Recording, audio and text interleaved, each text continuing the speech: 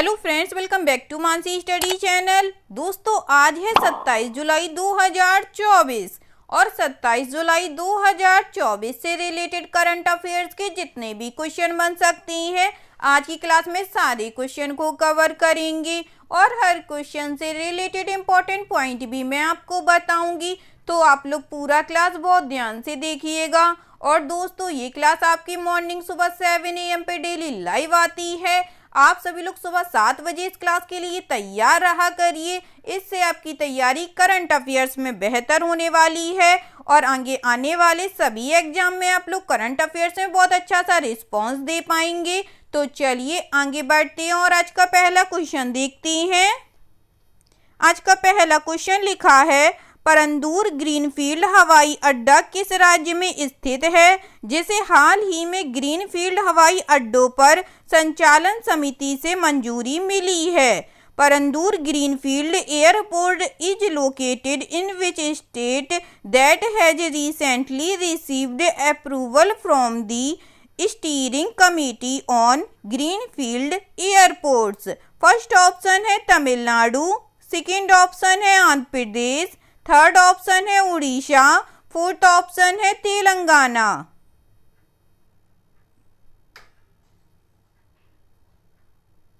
जल्दी से बताइएगा दोस्तों, इस क्वेश्चन का राइट आंसर क्या हो जाएगा। इस क्वेश्चन का जो राइट आंसर हो जाएगा फ्रेंड्स, वह है हमारा ऑप्शन नंबर ए, तमिलनाडु। चलिए इससे रिलेटेड इंपॉर्टेंट पॉइंटों को पढ़ते हैं। चेन्नई के निकट परांदूर में ग्रीनफील्ड हवाई अड्डा वास्तविकता बनने के करीब है, क्योंकि तमिलनाडु औद्योगिक विकास निगम को केंद्र से स्थल की मंजूरी मिल गई है। ग्रीनफील्ड हवाई अड्डों पर संचालन समिति ने कांचीपुरम जिले के परांदूर में ग्रीनफील्ड हवाई अड्डे के विकास के लिए तमिलनाडु औद्योगिक विकास निगम को साइट मंजूरी देने की सिफारिश की है। परांदूर में एक ग्रीनफील्ड हवाई अड्डे के विकास के लिए 20,000 करोड़ रुपए के निवेश की योजना बनाई जा रही है, जो प्रति वर्ष 10 करोड़ लोगों की आवाजाही करेगा। इसमें 2 रनवे, टर्मिनल भवन, टैक्सीवे, एक एप्रन और एक कार्गो टर्मिनल होगा। ठीक है दोस्तों, चलिए आगे बढ़ते हैं और नेक्स्ट क्वेश्चन देखते हैं। नेक्स्ट क्वेश्चन लिखा है फ्रेंड्स, स्कूली शिक्षा एवं साक्षरता विभाग द्वारा कितने से कितने जुलाई 2024 तक शिक्षा सप्ताह मनाया जाएगा। शिक्षा सप्ताह will observe by the department of school education and literacy from 2 July 2024। First option है जुलाई 22 टू जुलाई 28, सेकेंड ऑप्शन है जुलाई 23 टू जुलाई 28, थर्ड ऑप्शन है जुलाई 24 टू जुलाई 29 या फोर्थ ऑप्शन है जुलाई 24 टू जुलाई 30।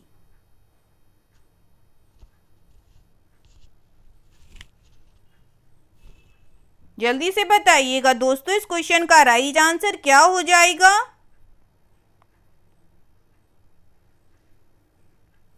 इस क्वेश्चन का जो राइट आंसर हो जाएगा फ्रेंड्स, वह है हमारा ऑप्शन नंबर ए, जुलाई 22 टू जुलाई 28। चलिए इससे रिलेटेड इंपॉर्टेंट पॉइंटों को पढ़ते हैं। शिक्षा मंत्रालय के तहत स्कूल शिक्षा और साक्षरता विभाग ने राष्ट्रीय शिक्षा नीति 2020 की 4वीं वर्षगांठ के अवसर पर शिक्षा सप्ताह के रूप में सप्ताह भर चलने वाला आयोजन शुरू कर दिया है। यह कार्यक्रम 22 जुलाई से 28 जुलाई तक आयोजित किया जाएगा, जिसमें पहले दिन शिक्षण अधिगम सामग्री TLM दिवस के रूप में मनाया जाएगा। भारत सरकार के शिक्षा मंत्रालय के अंतर्गत आयोजित इस कार्यक्रम का उद्देश्य NEP 2020 के कार्यान्वयन के पिछले 4 वर्षों में प्राप्त उपलब्धियों की भावना को प्रतिध्वनित करने और उसे जीवंत करने के लिए एक साझा मंच प्रस्तुत करना है। ठीक है दोस्तों, चलिए आगे बढ़ते हैं और नेक्स्ट क्वेश्चन देखते हैं। नेक्स्ट क्वेश्चन लिखा है फ्रेंड्स, अटल इनोवेशन मिशन और किसने वैश्विक दक्षिण में संयुक्त नवाचार कार्यक्रम बनाने की दिशा में एक आशय पत्र पर हस्ताक्षर किए हैं। Atal innovation mission and sign a letter of intent towards building joint innovation programmes in global south. First option है विश्व बौद्धिक संपदा संगठन, सेकेंड ऑप्शन है विश्व व्यापार संगठन, थर्ड ऑप्शन है अंतर्राष्ट्रीय मुद्रा कोष या फोर्थ ऑप्शन है संयुक्त राष्ट्र।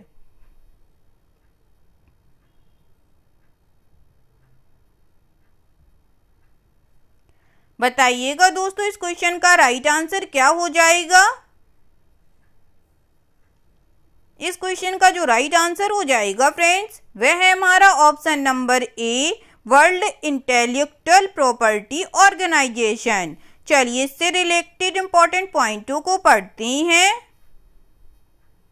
विश्व बौद्धिक संपदा संगठन के एक उच्च स्तरीय प्रतिनिधिमंडल ने, जिसमें WIPO अकादमी के कार्यकारी निदेशक श्री शेरिफ सादल्ला और WIPO अकादमी की प्रमुख सुश्री अलताई टेडला शामिल थे, अटल नवाचार मिशन और WIPO के बीच संयुक्त आशय पत्र पर हस्ताक्षर करने के लिए नीति आयोग का दौरा किया। JLOI का उद्देश्य वैश्विक दक्षिण के देशों के लिए नवाचार, उद्यमिता और बौद्धिक संपदा के लिए कार्यक्रम तैयार करना है। ठीक है दोस्तों, चलिए आगे बढ़ते हैं और नेक्स्ट क्वेश्चन देखते हैं। नेक्स्ट क्वेश्चन लिखा है फ्रेंड्स, कौन सी कंपनी हरियाणा के गुरुग्राम और फरीदाबाद में 2 अपशिष्ट से हरित चारकोल संयंत्र स्थापित करेगी? Which company will set up 2 waste to green charcoal plants Gurugram and Faridabad Haryana? First option है लार्सन एंड टुर्बो L&T, सेकेंड ऑप्शन है Mahindra and Mahindra limited, third option है NTPC विद्युत व्यापार निगम लिमिटेड या फोर्थ ऑप्शन है रिलायंस इंडस्ट्रीज लिमिटेड।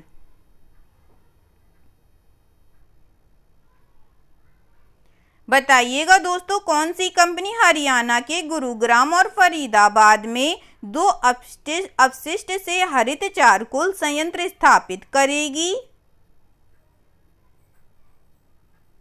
इस क्वेश्चन का जो राइट आंसर हो जाएगा फ्रेंड्स वह है हमारा option number C, NTPC Vidyut Vyapar Nigam limited. चलिए इससे रिलेटेड इंपॉर्टेंट पॉइंटों को पढ़ते हैं। NTPC विद्युत व्यापार निगम लिमिटेड हरियाणा के गुरुग्राम और फरीदाबाद में 2 ग्रीन चारकोल प्लांट लगाएगा।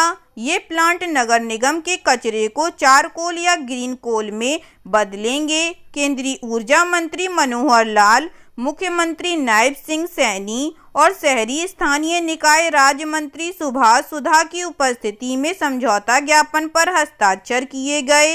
राष्ट्रीय ताप विद्युत निगम लिमिटेड की सहायक company NTPC Vidyut Vyapar Nigam limited आत्मनिर्भर भारत अभियान के तहत इस संयंत्र की स्थापना करेगी।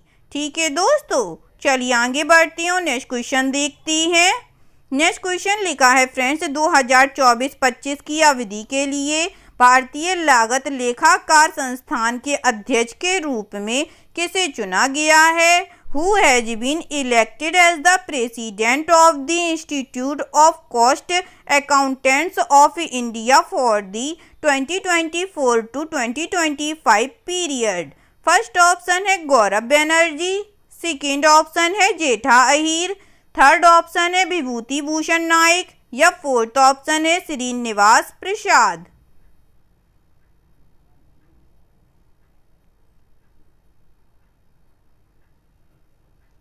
जल्दी से बताइएगा दोस्तों, 2024-25 की अवधि के लिए भारतीय लागत लेखाकार संस्थान के अध्यक्ष के रूप में किसे चुना गया है? इस क्वेश्चन का जो राइट आंसर हो जाएगा फ्रेंड्स वह है हमारा option number C, Vibhuti Bhushan नायक जी को। चलिए इससे रिलेटेड इंपॉर्टेंट पॉइंटों को पढ़ते हैं। विभूति भूषण नाइक को सर्वसम्मति से 2024-25 की अवधि के लिए भारतीय लागत लेखाकार संस्थान का नया अध्यक्ष चुना गया है। वह अश्विनी दलवांडी का स्थान लेंगे जो 2023 से 2024 तक अध्यक्ष थे। TCS श्रीनिवास प्रसाद को 2024-25 के लिए भारतीय लागत लेखाकार संस्थान का उपाध्यक्ष चुना गया है। ठीक है दोस्तों, चलिए आगे बढ़ते हैं और नेक्स्ट क्वेश्चन देखते हैं। नेक्स्ट क्वेश्चन लिखा है फ्रेंड्स, कौन सा बैंक मध्यम और लघु उद्यमों की वित्त पोषण समन और अनुकूलन परियोजनाओं के लिए $1 बिलियन का कोष बनाएगा? Which bank will create a corpus of $1 billion for financing mitigation and adaptation projects of medium and small enterprises MSMEs? First option है सेबी, सेकेंड ऑप्शन है नाबार्ड, थर्ड ऑप्शन है सिडबी या फोर्थ ऑप्शन है RBI।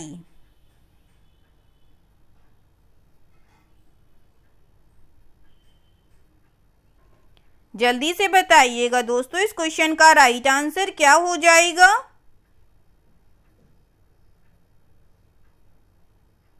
इस क्वेश्चन का जो राइट आंसर हो जाएगा फ्रेंड्स, वह है हमारा ऑप्शन नंबर सी, सिडबी। चलिए इससे रिलेटेड इंपॉर्टेंट पॉइंटों को पढ़ते हैं।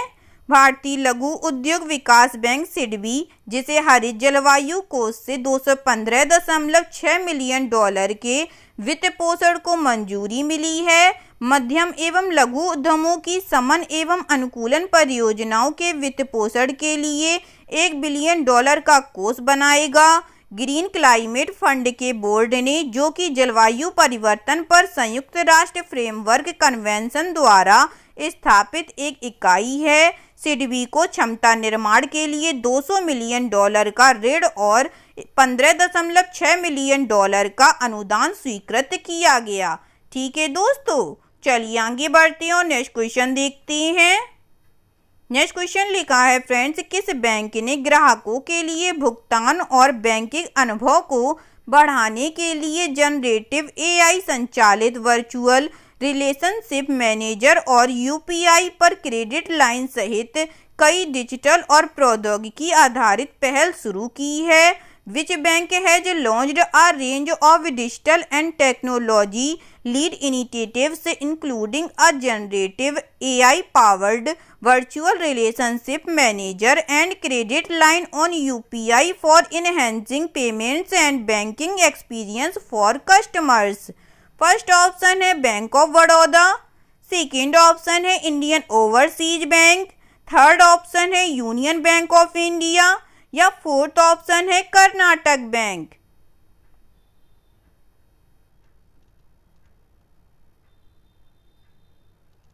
जल्दी से बताइएगा दोस्तों, इस क्वेश्चन का राइट आंसर क्या हो जाएगा?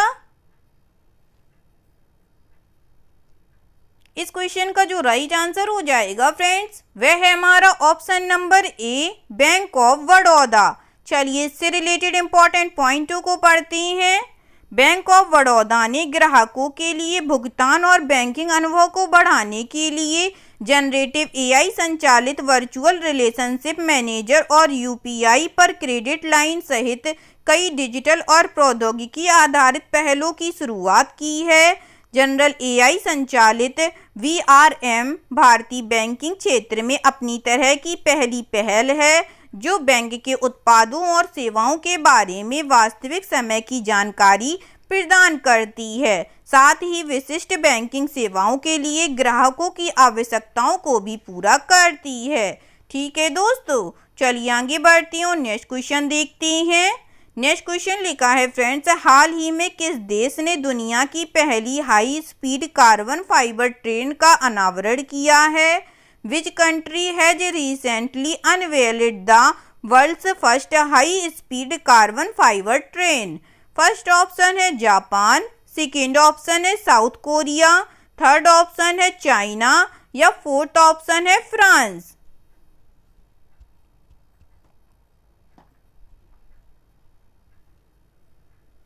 बताइएगा दोस्तों, हाल ही में किस देश ने दुनिया की पहली high speed carbon fibre train का अनावरण किया है?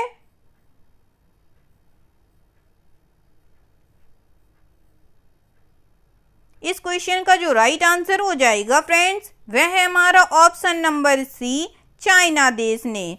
चलिए इससे रिलेटेड इंपॉर्टेंट पॉइंटों को पढ़ते हैं। चीन ने सिर्फ कार्बन फाइबर से बनी एक क्रांतिकारी यात्री ट्रेन का प्रदर्शन किया है। यह हाई स्पीड रेल तकनीकी में एक बड़ा कदम है। इंटरेस्टिंग इंजीनियरिंग के अनुसार देश ने इतिहास में पहली carbon fibre only passenger train का अनावरण किया है। दुनिया चीन के विशाल हाई स्पीड रेल नेटवर्क की ओर देख रही है, जो वर्तमान में लगभग 28,000 मील तक फैला हुआ है। यह आधुनिक ट्रेन 87 मील प्रति घंटे की अधिकतम गति तक पहुंच सकती है। किंगदाओ शिफांग के अनुसार यह सामान्य स्टील ट्रेन की तुलना में 7% कम ऊर्जा की खपत करेगी। ठीक है दोस्तों, चलिए आगे बढ़ते हैं, नेक्स्ट क्वेश्चन देखते हैं। नेक्स्ट क्वेश्चन लिखा है फ्रेंड्स, जुलाई 2024 में भारतीय क्रिकेटर ने ड्रीम स्पोर्ट्स के स्वामित्व वाले फैन कोड के online merchandise store fan code shop के साथ एक विशेष लाइसेंसिंग समझौता किया है, ताकि वे अपने प्रदर्शन पहनने की रेंज लॉन्च कर सकें। इन जुलाई 2024, Indian cricketer has inked an exclusive licensing pact with fan code shop, the online merchandise store of Dream Sports owned fan code to launch his performance wear range। First option है MS Dhoni, second option है Rohit Sharma, third option है विराट कोहली या fourth option है Hardik Pandya.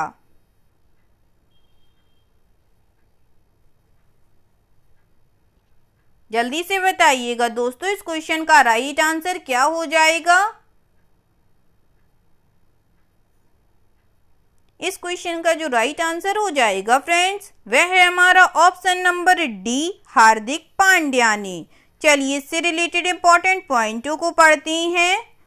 Allrounder Hardik Pandya ने अपने प्रदर्शन परिधान range को लॉन्च करने के लिए ड्रीम स्पोर्ट्स के स्वामित्व वाले फैन कोड के online merchandise store fan code shop के साथ एक विशेष लाइसेंसिंग समझौते पर हस्ताक्षर किए हैं। फैन कोड इन वस्तुओं का डिजाइन, निर्माण और विपणन करेगा। राइज वर्ल्डवाइज के निखिल वर्दिया ने बताया कि यह पांड्या का पहला लाइसेंसिंग उद्यम है।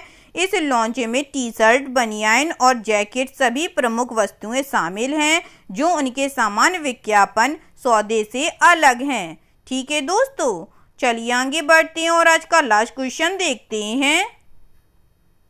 आज का लास्ट क्वेश्चन लिखा है फ्रेंड्स, क्रिस्टियन माइकल को किस देश का नया प्रधानमंत्री नियुक्त किया गया है। Christian Michael has been appointed as the new prime minister of which country. First option है अजरबैजान, सेकंड ऑप्शन है नीदरलैंड, थर्ड ऑप्शन है एस्टोनिया या फोर्थ ऑप्शन है लिथुआनिया।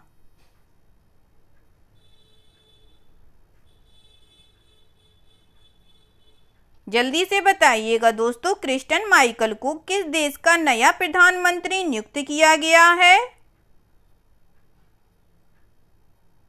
इस क्वेश्चन का जो राइट आंसर हो जाएगा फ्रेंड्स, वह है हमारा ऑप्शन नंबर सी, एस्टोनिया का। चलिए इससे रिलेटेड इंपॉर्टेंट पॉइंटों को पढ़ते हैं। एस्टोनियाई रिफॉर्म पार्टी की ओर से क्रिस्टियन मिशेल ने एस्टोनिया के नए प्रधानमंत्री के रूप में शपथ ली। एस्टोनियाई संसद ने देश के नए नेता बनने के लिए मिशेल के पक्ष में मतदान किया, जो पहले जलवायु मंत्री थे। उन्हें उनकी पार्टी द्वारा निवर्तमान प्रधानमंत्री काजा कालास के स्थान पर इस पद के लिए नामित किया गया था।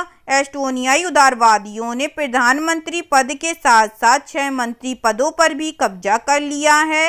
एस्टोनियाई संसद के सदस्य योको एलेंडर नए जलवायु मंत्री हैं और एर्की कैल्डो आर्थिक मामलों और उद्योग मंत्री बन गए हैं। ठीक है दोस्तों, आई होप आज के सभी क्वेश्चन आप लोगों को बहुत अच्छे लगे होंगे फ्रेंड्स, और सभी क्वेश्चन से रिलेटेड इंपॉर्टेंट पॉइंट्स के नोट्स भी आप लोगों को बहुत अच्छे से समझ में आए होंगे। एग्जाम के नज़रिए से दोस्तों क्लास बहुत हेल्पफुल रही होगी आप लोगों के लिए। अगर आपको क्लास अच्छी लगी हो और सारे फैक्टों को आप लोगों ने अच्छे से समझा हो, तो प्लीज़ इस क्लास को लाइक कीजिएगा, शेयर कीजिएगा और आपके अपने चैनल मानसी स्टडी चैनल को सब्सक्राइब कीजिएगा। थैंक यू सो मच दोस्तों।